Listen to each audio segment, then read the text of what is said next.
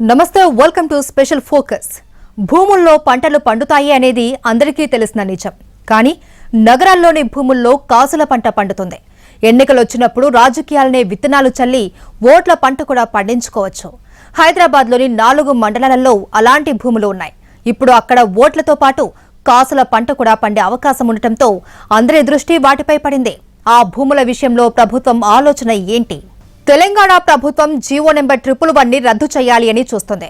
దాన్ని కాపాడాలి అంటూ కొన్ని సంస్థలు హైకోర్టులో ప్రజా ప్రయోజన వ్యాజ్యాలు వేశాయి. జీవో 111 పరిధిలో లేని తమ భూమిని మినహాయించాలి అంటూ అగ్రిటెక్ ప్రైవేట్ లిమిటెడ్ మరో పిటిషన్ వేసింది. ఈ పిటిషన్లు అన్నింటినీ విచారించిన హైకోర్టు జీవో 111 మీద ఉన్నత స్థాయి కమిటీ నివేదిక సెప్టెంబర్ 13లోగా ఇవ్వాలి అని ఆదేశించింది. అసలు ఈ జీవో మీద ప్రభుత్వ వైఖరేంటి? 100% ప్రభుత్వం వచ్చినాక 6 నెలలలోపు 111 జీవో ఎత్తేపిస్తా అని చెప్పి మీకు నేను వాగ్దానం చేస్తా ఉన్నా. 100% చేపిస్తా. దాంతో మీకు చాలా మా రైతులు బాగుపడతారు, మా ప్రజలు బాగుపడతారు, తరతరాల బిడ్డలు బాగుపడతారు, వాళ్ళకి ఆస్తులు కలిసి వస్తాయి. కాబట్టి తెలంగాణ బిడ్డగా కొట్లాడి తెలంగాణ తెచ్చిన వ్యక్తిగా మీకు లాభం చేయిస్తా. మీ ఏరియాలో కూడా ఐటీ పరిశ్రమలు రావాలి, పొల్యూషన్ లేని పరిశ్రమలు రావాలి. 2018 మార్చి 11న చేవెళ్ల నియోజకవర్గ ప్రజా ఆశీర్వాద సభలో సీఎం కేసీఆర్ చేసిన వ్యాఖ్యలివి. సీఎం కేసీఆర్తో పాటు కొంతమంది టీఆర్ఎస్ ప్రముఖులు, స్థానిక నేతలు కూడా ఈ జీవోను రద్దు చేయాలని అనేక సందర్భాల్లో డిమాండ్ చేస్తూ వస్తున్నారు. హైదరాబాద్కు తాగునీరు అందించే జంట జలాశయాలు కాపాడటంతో పాటు జీవ వైవిధ్యానికి కేంద్రంగా ఉన్న ప్రాంతాన్ని కాపాడేందుకు ఉద్దేశించిన ఈ జీవోను ఎత్తేస్తే పర్యావరణం దెబ్బతింటుందని కొన్ని స్వచ్ఛంద సంస్థలు వాదిస్తున్నాయి. అందుకే ఈ జీవోను రద్దు చేయకుండా చూడాలని కోరుతూ కోర్టును ఆశ్రయించాయి. ఏంటంటే 2016 నుంచి ఇప్పటి వరకు ఆ కమిటీ అన్నాడు మీట్ కాలేదు, నామమాత్రంగానే ఉండిపోయింది. మేము సమాచార హక్కు చట్టం కింద ఒక కమిటీ మీట్ అయితే ఆ మినిట్స్ కాపీ ఇవ్వమంటే కమిటీ ఇంతవరకు కూడా మీటింగ్ పెట్టుకోలేదు అన్నారు. ఇప్పుడు ఇదైతే ఇష్యూ హైకోర్టులో నలుగుతుంది. అంటే మీరు కమిటీ వేయడం దేనికి, మరి మీరు రిపోర్ట్స్ తెప్పించుకోవడం లేదెందుకు? అలాగే పత్రికలలోనేమో 111 రద్దు చేస్తారని వస్తూ ఉంటే మరి మీరేం చేస్తున్నారు? ఒకవేళ ప్రభుత్వానికి ఆ జీవో రద్దు చేయాలని ఉంటే ఈ హైకోర్టు టైం ఎందుకు వేస్ట్ చేస్తారు? మీకు అధికారం ఉంది, మీరు రద్దు చేయండి అని హైకోర్టు చెప్తా ఉంది. హైదరాబాద్ విస్తరించడంతో ఒకప్పుడు నగరానికి దూరంగా ఉన్న ఈ ప్రాంతం ఇప్పుడు రియల్ ఎస్టేట్ రంగానికి హాట్ కేకులా మారింది. ఈ ప్రాంతంలో ఇప్పటికీ అనేక అక్రమ వెంచర్లు వెలిశాయి. అధికారులు వాటిని ధ్వంసం చేస్తున్నా మళ్లీ పుట్టుకొస్తున్నాయి. అక్రమ వెంచర్లలో కొన్నిటిలో నిర్మాణాలు కూడా మొదలయ్యాయి. తమ భూమి జీవో పరిధిలో లేదంటూ కొంతమంది భారీ నిర్మాణాలు చేపట్టారు. అధికారులు నోటీసులిస్తే కోర్టులో పిటిషన్లు వేశారు. 111 జీవోను రద్దు చేయాలని బలంగా వాదిస్తున్న వారు కూడా కోర్టును ఆశ్రయించారు. జీవో 111 విషయంలో ప్రభుత్వానికి ఏమైనా రహస్య ఎజెండా ఉందా అంటూ కోర్టు సీరియస్ వ్యాఖ్యలు చేసింది. జీవోను ఉపసంహరించుకోవాలని ప్రభుత్వం గనక నిర్ణయించుకుంటే కోర్టు విచారణ సమయం వృధా అని పేర్కొంది. విచారణ చేపట్టి 4 ఏళ్లైనా ఉన్నత స్థాయి కమిటీ నివేదిక ఎందుకు ఇవ్వడం లేదని హైకోర్టు నిలదీసింది. కరోనా ఇతర కారణాల వల్ల హైపవర్ కమిటీ నివేదిక ఆలస్యమైందన్న ప్రభుత్వం తరపు న్యాయవాది వాదనపై కోర్టు అసంతృప్తి వ్యక్తం చేసింది. ఈ నెల 13లోగా ఉన్నత స్థాయి కమిటీ నివేదిక సమర్పించాలని ఆదేశించింది. జీవో 111 అంటే అది డెవలప్మెంట్ కానీ అది అక్కడ ఎన్నో మార్పులు తేవచ్చు. ఎట్లా అంటే డెవలప్మెంట్ ఓ సైడ్ కావచ్చు, అంటే పొల్యూషన్ లేని ఐటీ ఇండస్ట్రీస్ పెట్టవచ్చు. పొల్యూషన్ అయ్యే వ్యవసాయం చేయకుండా చేస్తే పర్యావరణం క్లామం అవుతుంది. ఇప్పుడు అది జీవో 111 అంటే మొత్తం పెస్టిసైడ్స్. నేను టమాటాలు పెట్టిన ఎన్ని పెస్టిసైడ్స్ వేయవలసి వచ్చిందంటే అవన్నీ జీవో 111. దాని పక్కకే చెరువు పక్కకే టమాటా పొలాలు ఉన్నాయి, కూరగాయల పొలాలు. కమిటీ రిపోర్ట్ వచ్చాక దాన్ని వెబ్సైట్లో పెట్టాలని, నివేదికపై సెప్టెంబర్ నెలాఖరు వరకు ప్రభుత్వం నిర్ణయం తీసుకోవాలని కోర్టు కోరింది. తదుపరి విచారణ అక్టోబర్ 4కు వాయిదా వేసింది. కోర్టు ఆదేశాలతో ఇప్పుడు హైపవర్ కమిటీ రిపోర్టు ఎలా ఉంటుందన్న ఆసక్తి పెరిగింది. అభివృద్ధికి ఆటంకంగా ఉన్న ఈ జీవోను రద్దు చేయాలనే వాదనకే ప్రభుత్వం మొగ్గు చూపుతోంది. జీవో అమల్లో ఉన్న రంగారెడ్డి జిల్లాలోని మొయినాబాద్, శంషాబాద్, షాబాద్, కొత్తూరు, రాజేంద్ర నగర్, చేవెళ్ల, శంకర్పల్లి మండలాల్లోని 84 గ్రామాల్లో జీవో ఎత్తివేతకు అనుకూలంగా తీర్మానాలు చేయించాలని గతంలో ప్రభుత్వం ఆదేశాలు జారీ చేసింది. 2 చెరువులు ఇప్పుడున్న ప్రస్తుతం మనం కోర్టులో జరుగుతున్న గత వారం రోజుల నుంచి 10 రోజుల నుంచి చూస్తున్న వాదన ప్రతివాదనలు అంటే ఈ 2 చెరువులు కూడా ఇప్పుడు డ్రింకింగ్ వాటర్ పర్పస్ హైదరాబాద్కి సర్వ్ అవుతలేదు కదా. కాబట్టి పైన ఉన్న గ్రామాలు, అప్పుడు నోటిఫైడ్ గ్రామాలు 111 జీవోలో దాదాపు 83-86 గ్రామాలు ఉండే. ఇప్పుడు ఆ గ్రామాల సంఖ్య 110, 120 పెరిగింది. ఎందుకంటే హ్యామ్లెట్ చిన్న చిన్న హ్యామ్లెట్లు కూడా గ్రామ పంచాయతీ అయినాయి కాబట్టి ఈ 110, 120 గ్రామాలని కూడా 111 జియో యొక్క పరిధి నుంచి తీసేస్తే మా ప్రాంతం మా గ్రామాలు కూడా బాగుపడుతున్న ఆలోచన నుంచి మేము ఎప్పటి నుంచి ఉద్యమాలు చేస్తున్నాం, ఎప్పటి నుంచో పోరాటాలు చేస్తున్నాం. ప్రభుత్వాలకి చాలాసార్లు విన్నపించుకున్నాం. మా ముఖ్యమంత్రి గారు కూడా సానుకూలంగా ఉన్నారు. గ్రామాల తీర్మానాలు పరిశీలించిన తర్వాత ప్రత్యేక ప్రధాన కార్యదర్శి ప్రభుత్వం హైపవర్ కమిటీని ఏర్పాటు చేసింది. కమిటీలో కాలుష్య నియంత్రణ మండలి ప్రతినిధితో పాటు రంగారెడ్డి జిల్లా కలెక్టర్ సభ్యులు ఉస్మాన్ సాగర్, కమిటీలో కాలుష్య నియంత్రణ మండలి ప్రతినిధితో పాటు రంగారెడ్డి జిల్లా కలెక్టర్ సభ్యులు ఉస్మాన్ సాగర్, హిమయత్ సాగర్ కలుషితం కాకుండా తీసుకునే చర్యలతో కూడిన నివేదికను ఉన్నత స్థాయి కమిటీ రూపొందించి ప్రభుత్వానికి సమర్పించాల్సి ఉంది. ఆ నివేదికను పరిగణలోకి తీసుకుని ప్రభుత్వం నిర్ణయం తీసుకుంటుందని అప్పట్లో ప్రకటించారు. ఈ కమిటీ ఏర్పడి 4 ఏళ్లు గడుస్తున్నా ఇప్పటి వరకు నివేదిక రాలేదు. వరి కంటే ఎక్కువ పెస్టిసైడ్లు, ఫర్టిలైజర్లు అవసరం ఉంటుంది. దాని పక్కకు centre of DNA finger printing అని ఉన్నది. అది పెద్ద laboratory, most advance laboratory central government పెట్టింది. దాంట్లో రక్తం నుంచి DNA చూస్తుంది. అంటే దాంట్లో 1 మిల్లీగ్రాములు, 1/2 మిల్లీగ్రాములు కెమికల్ వాడతారు. ఆ 1/2 మిల్లీగ్రామ్ కెమికల్ నష్టం చేస్తారంట, కానీ ఇన్ని పెస్టిసైడ్స్ నష్టం చేయదంట. అందుకే GO-111ని మళ్ళీ దాన్ని ఎగ్జామిన్ చేసి EPTRIకి పంపి దాన్ని రీఎగ్జామిన్ చేసి దీన్ని సవరణ చేసే అవసరం ఉంది. లేకుంటే తీసేసి వేరే చట్టం అని పెట్టండి. GO-111 రద్దుకు సంబంధించి దాఖలైన పిటిషన్లపై విచారించిన ధర్మాసనం ప్రభుత్వానికి ఆదాయం తెచ్చే పనులు, అవసరమైన పనులు వేగంగా చేస్తారని, కోకాపేట భూములు వేలం వెయ్యాలనుకున్నప్పుడు 2019లో ప్రక్రియ మొదలుపెట్టి 2020 కల్లా పూర్తి చేశారని సీరియస్ వ్యాఖ్యలు చేసింది. కోర్టు ఆదేశాలతో మరో 2 వారాల్లో హైపవర్ కమిటీ నివేదిక విడుదల చేయాల్సిన పరిస్థితి ఏర్పడింది. సెప్టెంబర్ 13 కల్లా కమిటీ నివేదిక సమర్పించకపోతే కమిటీని రద్దు చేస్తామని హెచ్చరించింది తెలంగాణ హైకోర్టు. హైదరాబాద్ కు తాగునీరు అందించే ఉస్మాన్ సాగర్, హిమాయత్ సాగర్ జలాశయాలు కలుషితం కావద్దనే ఉద్దేశంతో ఉమ్మడి ఏపీలో తీసుకొచ్చిన ప్రభుత్వ ఉత్తర్వులే GO-111. అప్పటితో పోల్చుకుంటే ఇప్పుడు పరిస్థితులు మారాయి. నగరం విస్తరిస్తుంది. నగరంలో తాగునీటి అవసరాలకు కృష్ణా, గోదావరి జలాలను మళ్లించారు. మారుతున్న పరిస్థితుల దృష్ట్యా GO-111 అవసరం ఉందా? తెలంగాణ ప్రత్యేక రాష్ట్రంగా ఏర్పడిన తర్వాత హైదరాబాద్ డైనమిక్స్ వేగంగా మారిపోతున్నాయి. నగరం అభివృద్ధి పథంలో పరుగులు పెడుతోంది. నగర శివార్లను మున్సిపాలిటీలుగా మార్చడం, కార్పొరేషన్లో కలిపేయడంతో గ్రేటర్ పరిధి అనూహ్యంగా విస్తరించింది. ఔటర్ రింగ్ రోడ్డు వచ్చిన తర్వాత అభివృద్ధి, గృహ నిర్మాణాలు శివారు ప్రాంతాలలో పెరిగాయి. మిగిలిన ప్రాంతాలన్నీ అభివృద్ధి ఫలాలు అందుకుంటున్నా తమకు అవి అందడం లేదు అంటున్నారు GO-111 పరిధిలో ఉన్న గ్రామాల ప్రజలు. జీవోను ఎత్తివేస్తే హైదరాబాద్కు అతి సమీపంలో ఉన్న గ్రామాలలో ఐటీ పరిశ్రమలు ఏర్పాటు చేయవచ్చని ప్రభుత్వం భావిస్తోంది. అసెంబ్లీ, లోక్సభ ఎన్నికల ప్రచారంలోనూ టీఆర్ఎస్ ప్రధానంగా 111 జీవోను ఎత్తివేస్తామని 84 గ్రామాల ప్రజలకు హామీ ఇచ్చింది. 111 జీవో ఎత్తివేతకు సంబంధించి 84 గ్రామాల పాత సర్పంచులు గతంలోనే 2 సార్లు తీర్మానాలు చేసి పంపించారు. జీవోను ఎత్తివేయడం వల్ల న్యాయపరమైన ఇబ్బందులు తలెత్తితే జీవోకు సవరణలు చేస్తే సరిపోతుందని, నివాస భవన నిర్మాణాలపై ఉన్న ఆంక్షలను మొదట తొలగించాలి అని కోరుతున్నారు స్థానికులు. ఇది అన్సైంటిఫిక్గా చేసిండ్రు. ఉదాహరణంగా ఎన్నో ప్రాంతాలు అక్కడ వాన పడితే నీళ్ళ చెరువులకు పోవు. అవి కూడా GO-111లా. కోకాపేట్ పక్కకే ఉన్నది. ఆడ వాన పడితే మొత్తం GO-111, ఆడ డెవలప్మెంట్ అయితే మొత్తం GO-111. అక్కడ మోరి ఇడిస్తే మొత్తము గండిపేట్ చెరువులకే పోతాయి. చేవల పక్క కొన్ని గ్రామాలు ఉన్నాయి, 15 కిలోమీటర్లు. అవి GO-111 అంట. పక్కకున్న కోకాపేట్ GO-111 కాదంట.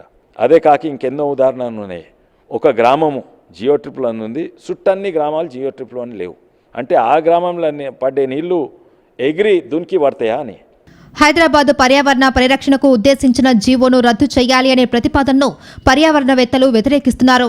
జీవోను ఎత్తేస్తే హైదరాబాద్ కాలుష్య కాసారంగా మారుతుందని, తాగునీటికి తీవ్ర ఇబ్బందులు పడే అవకాశాలు ఉన్నాయని ఆందోళన వ్యక్తం చేస్తున్నారు. వేగంగా విస్తరిస్తున్న హైదరాబాద్ నగరంపై GO-111 రద్దు ప్రతికూల ప్రభావం తీవ్రంగా ఉంటుందని హెచ్చరిస్తున్నారు. కృష్ణా, గోదావరి నీళ్లు తీసుకువచ్చి హైదరాబాద్ ప్రజల దాహార్తిని ప్రభుత్వం తీరుస్తుందే కానీ హిమాయత్ సాగర్, ఉస్మాన్ సాగర్ నుంచి వెలువడే నీటి కాలుష్యాన్ని మాత్రం నివారించలేదనేది వారి వాదన. 111 జీవో ఉంచినట్టయితే లాభాలేంటి, 111 జీవో తీసేస్తే నష్టాలేంటి, ఇది ఆలోచించాలి. ఉదాహరణకు 111 జీవో అట్లాగే ఉంచినట్టయితే ఆ ప్రాంతం అభివృద్ధి కుంటుపడుతుంది. ఇప్పుడు గండిపేట నుంచి మనం నీళ్లు వాడతలేం కాబట్టి అక్కడ నీళ్లు వచ్చినా రాకున్నా హైదరాబాద్ నగర వాసులకు పెద్దగా డిఫరెన్స్ పడదు. ఆల్రెడీ 111 జీవో ఉన్న రకరకాల వయలేషన్స్ అక్కడ జరిగినాయి. కాలేజీలు వచ్చినాయి, పబ్స్ వచ్చినాయి, రకరకాలుగా ఫామ్ హౌసెస్ వచ్చినాయి. ఈ విధంగా రావడం. రెండోది, అక్కడికి నీళ్లే రావడం లేదు. 1996లో అప్పటి ప్రభుత్వం 111 జీవోను తీసుకువచ్చింది. వరద నీరు సులువుగా ఉస్మాన్ సాగర్, హిమత్ సాగర్ జలాశయాలకు చేరాలి అనేది ఈ జీవో ముఖ్య ఉద్దేశం. కాలుష్య వ్యర్థాలను నివారించడం కోసం కాలుష్యకారక పరిశ్రమలు, భారీ నివాస భవనాలు, పెద్ద హోటళ్ల నిర్మాణాలపై ఆ జీవో ప్రకారం ఆంక్షలు విధించారు. 100% భూమిలో కేవలం 10%లో మాత్రమే నిర్మాణాలు చేపట్టాలి అని నిబంధనలో పొందుపరిచారు. దీంతో విశాల ప్రాంతాలలో నివాస భవనాలను నిర్మించుకోవడానికి వీలు లేకుండా పోయింది. మీరు 111 జియోని ఒట్టినాగులపల్లి గ్రామానికో లేకపోతే కొన్ని ఎకరాలకో లేదా ఒక వ్యవస్థకో ఒక వ్యక్తినో దృష్టిలో పెట్టుకొని నిర్ణయం తీసుకోకండి. ఇది దాదాపు 110-120 గ్రామాలకు సంబంధించిన సమస్య. ఈ సమస్య మీద మీరు సంపూర్ణమైన ఈ యొక్క 111 జియోని సంపూర్ణంగా తీసివేయాలంటే మాత్రం ఈ యొక్క సమస్యని ఓన్లీ ఒట్టునాగులపల్లి విలేజో లేకపోతే ఒక వ్యవస్థకో ఒక సంస్థకో దీన్ని కూరీకరిస్తూ మీ నిర్ణయం తీసుకోవద్దని విన్నపించుకుంటున్నాను. ఉస్మాన్ సాగర్, హిమత్ సాగర్ జలాశయాలకు ఎగువన 10 కిలోమీటర్ల విస్తీర్ణంలోని మొయినాబాద్, శంషాబాద్, శంకర్పల్లి, కొత్తూరు, షాబాద్ మండలాలలోని 84 గ్రామాలను ఈ జీవో కిందకు తెచ్చారు. ప్రభుత్వ ఉత్తర్వుల్లో పేర్కొన్న దాని ప్రకారం భూమిని కేవలం వ్యవసాయానికే ఉపయోగించుకోవాలి. నీటి కాలుష్యానికి కారణమయ్యే ఎలాంటి నిర్మాణాలు చేపట్టినా చట్ట ప్రకారం ప్రభుత్వం చర్యలు తీసుకుంటుంది. ఈ గ్రామాలలో పెద్ద పెద్ద మాల్స్, బహుళ అంతస్తుల భవనాల నిర్మాణం, థియేటర్లు, కాలుష్య పరిశ్రమల స్థాపనపైన నిషేధం ఉంది. జీవో ప్రకారం భారీ భవన నిర్మాణాలపై నిషేధం ఉన్నప్పటికీ ఈ గ్రామాలలో భారీగా రియల్ ఎస్టేట్ వెంచర్లు వేశారు. దాదాపు 15,000కు పైగా అక్రమ భవనాలను నిర్మించారు. హైదరాబాద్కు అతి సమీపంలో ఉన్న మొయినాబాద్ మండలంలోని హిమత్ నగర్, చిన్న మంగళారం, అజీజ్ నగర్, నాగిరెడ్డిగూడ తదితర గ్రామాలలో యథేచ్ఛగా నిబంధనలు ఉల్లంఘించి నిర్మాణాలు చేపట్టారు. ఈ వ్యవహారంపై జాతీయ హరిత ట్రైబ్యునల్లో కొందరు పర్యావరణవేత్తలు పిటిషన్లు వేశారు. 2012లో ప్రపంచ జీవ వైవిధ్య సదస్సుకు ఆతిథ్యం ఇచ్చింది హైదరాబాద్ నగరం. ఆ సదస్సుకు గుర్తుగా నగరంలోని గచ్చిబౌలిలో బయోడైవర్సిటీ పార్కును నిర్మించారు. జీవ వైవిధ్యం, పర్యావరణ పరిరక్షణ విషయంలో ప్రభుత్వం రాజీ పడటం లేదు. హరితహారం కార్యక్రమాన్ని ఉద్యమంలా చేపట్టింది. 111 జీవోని రద్దు చేయడం వల్ల నగరంలో కాలుష్యం పెరుగుతుందా? గ్లోబలైజేషన్లో ప్రజల అవసరాలు, ప్రభుత్వాల ఆలోచనలు వేగంగా మారిపోతున్నాయి. ప్రజలు ఉపాధి, ఉద్యోగాలు, విద్య కోసం నగరాలకు పరుగులు పెడుతున్నారు. అర్బనైజేషన్ తప్పనిసరి కీడుగా మారిపోయింది. అభివృద్ధి పేరుతో విచ్చలవిడిగా జరుగుతున్న ప్రకృతి విధ్వంసానికి ఫలితాలను కూడా నేటితరం చూస్తుంది. పర్యావరణాన్ని పరిరక్షిస్తూనే అభివృద్ధికి బాటలు వేయడం అనేది ప్రభుత్వాలకు కత్తి మీద సాములా మారింది. జంట జలాశయాల పరిధిలో నిర్మాణాలు పెరిగి పరిశ్రమలు వెలిస్తే వాటి అస్తిత్వం దెబ్బతినే ప్రమాదముందని 25 ఏళ్ల క్రితం కొందరు సుప్రీంకోర్టును ఆశ్రయించారు. వారికి అనుకూలంగా సర్వోన్నత న్యాయస్థానం తీర్పునిచ్చింది. ఈ జలాశయాల్ని కాపాడేందుకు 111 జీవో వచ్చింది. ఈ జీవో ఉల్లంఘనలను పర్యావరణవేత్తలు హైకోర్టు, జాతీయ హరిత ట్రైబ్యునల్ దృష్టికి తీసుకొచ్చారు. ఎన్జీటీ ఆదేశం మేరకు ఓ కమిటీ పరిస్థితిని అధ్యయనం చేసి ప్రభుత్వానికి నివేదిక అందించింది. జంట జలాశయాలకు ఎగువన 10 కిలోమీటర్ల పరిధిలో భూములపై పరిమితులు విధించడంపై ప్రజలు అభ్యంతరం వ్యక్తం చేస్తున్నారని అందులో ప్రస్తావించింది. 111 జియో అది వెనకట టీడీపీ ప్రభుత్వం ఉన్నప్పుడు 111 జియో అని ఆంధ్రప్రదేశ్ ప్రభుత్వం తీసుకొచ్చింది. కారణం ఏంటంటే అప్పుడు మన తాగునీళ్ళు గండిపేట్, హిమాయత్ సాగర్ చెరువుల వాటిని కాపాడుతందుకు, పర్యావరణం కాపాడుతందుకు ఇది పెట్టినరు. అది అప్పుడెందుకు పెట్టినంటే అక్కడ ఒక పెద్ద స్టీల్ ప్లాంట్, అంటే ఫుల్ పొల్యూషన్ అయ్యే స్టీల్ ప్లాంట్ ఎవరో పెట్టినరు, సురానా ఇండస్ట్రీస్ అనేటోళ్ళు పెట్టినరు. అది దానికి వ్యతిరేకంగా ప్రొటెస్ట్, ఈ ఇండస్ట్రీ ఎక్కడ పెడితే మా చెరువులు నష్టమైతే తాగునీరు అంటే అప్పుడు ప్రభుత్వం జియో 111 పెట్టింది. కరోనా తర్వాత ప్రభుత్వ ఆదాయం భారీగా పడిపోయింది. అయినా ఎక్కడా రాజీ పడకుండా సంక్షేమ పథకాలు అమలు చేస్తుంది కేసీఆర్ ప్రభుత్వం. నిధుల కోసం ఇటీవలే కోకాపేటలో ప్రభుత్వ భూముల్ని వేలం వేసింది. ప్రభుత్వ ఆదాయ కసరత్తులో భాగంగా 111 జీవో ఎత్తివేతపై సమాలోచన చేస్తుంది. హైదరాబాద్కు పశ్చిమాన పలు ప్రాంతాలలో రియాలిటీ అభివృద్ధికి అవరోధంగా మారిన 111 జీవోను తొలగిస్తే ప్రభుత్వ రాబడి మరింత పెరుగుతుందని, ఎన్నికల్లో హామీని అమలు చేసిన ఘనత దక్కుతుంది అనేది పాలకుల ఆలోచన. రాష్ట్ర ఆదాయంపై చర్చ జరిగినప్పుడల్లా హైదరాబాద్కు పశ్చిమాన భూముల క్రయ విక్రయాలపై 111 జీవో ప్రభావం చూపుతుందని, వేల ఎకరాల భూముల అభివృద్ధి నిలిచిపోయిందని ప్రభుత్వం భావిస్తుంది. 111 జీవో పరిధిలోని గ్రామాల ప్రజలు సైతం తమ భూములకు సరైన విలువ లేదని, భవన నిర్మాణాలు, ఇతర అభివృద్ధి పనులపై ఆంక్షలు ఉండటంతో కొనుగోలు చేసేందుకు డెవలపర్లు, రియల్టర్లు ఆసక్తి చూపడం లేదని తీవ్ర అసంతృప్తితో ఉన్నారు.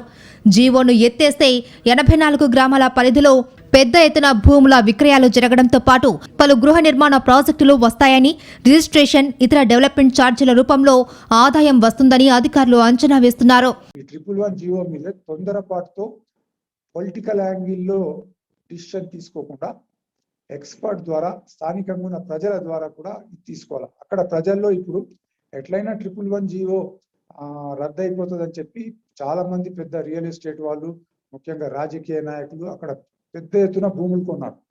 వాళ్ళు ఏదో పైరవ్ చేసి 111 జీవో తీసేయించాలన్నట్టుగా వదంతులు, వార్తలు వస్తూ ఉన్నాయి. ఇవి అన్నిటిని చూస్తూ ఉంటే ప్రభుత్వము 111 జీవో తీయాలని అనుకుంటుంది, కానీ అది లీగల్ కాంప్లికేషన్స్ రాకుండా, లీగల్ హర్డిల్స్ రాకుండా ఏ విధంగా చేయాలని ఉన్నట్టుగా కొడతా ఉంది.